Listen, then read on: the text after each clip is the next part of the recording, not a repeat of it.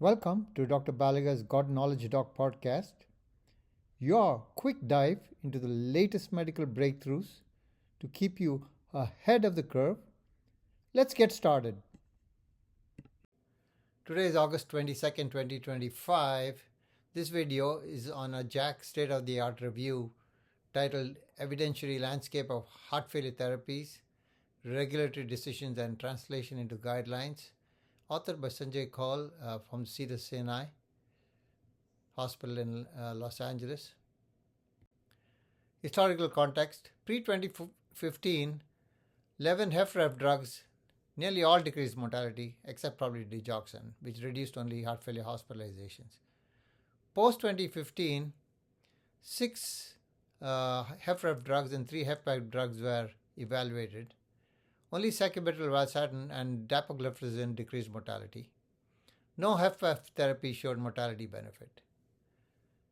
HFrEF therapies: ivermectin decreased heart failure hospitalizations, no cardiovascular death improvement. Sacubitril, valsartan decreased cardiovascular death and heart failure hospitalizations in the paradigm heart failure.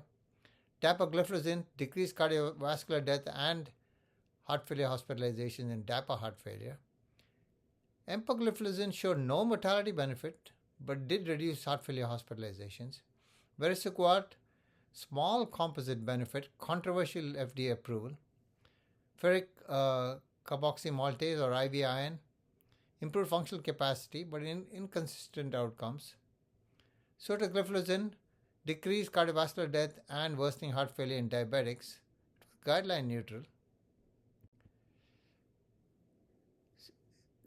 HFpEF therapies: sacubitril, valsartan was approved despite Paragon heart failure miss. There was benefit in a subgroup. Empagliflozin decreased composite, driven mainly by heart failure hospitalizations, not by cardiovascular death. Dapagliflozin, the DELIVER trial, showed a decrease in heart failure hospitalizations, no mortality benefit. Spironolactone, TopCat was negative overall. There was some regional benefit in the Americas.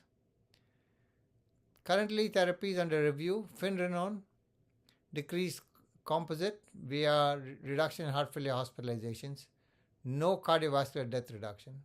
Semaglutide improved Kansas City quality score, 6-minute walk test, few cardiovascular deaths. Tirzepatide decreased composite. The mortality signal is concerning. Regulatory observations: FDA approvals, ARNI vericiguat were approved. With FDA was flexible in the approvals. They denied omecamtiv despite modest benefit. There was inconsistent handling of composite versus component endpoints. Label claims vary. Some restricted to heart failure hospitalizations only. Others were allowed cardiovascular death despite non-significant results. Trial design insights: pre-2015, the trials were powered for mortality and there was frequent survival benefit. Post-2015, composite endpoints dominate, underpowered for mortality. Short follow-up and event-driven designs obscure survival signals. Guideline implications: ARNI and SGLT2 class 1, level of evidence A. Vericiguat and ivermectin, modest recommendations. HFpEF, SGLT2 inhibitors are anchor therapy because they decrease hospitalizations, not mortality. Finerenone and incretin therapies are pending approval. Big picture takeaways: according to Dr. Kaul, shift from mortality reduction era to hospitalization reduction era. FDA inconsistencies create tension between rigor and unmet need. He says that future trials need longer follow-up, mortality-powered endpoints, and precision stratification. Regulatory landmark: some important names.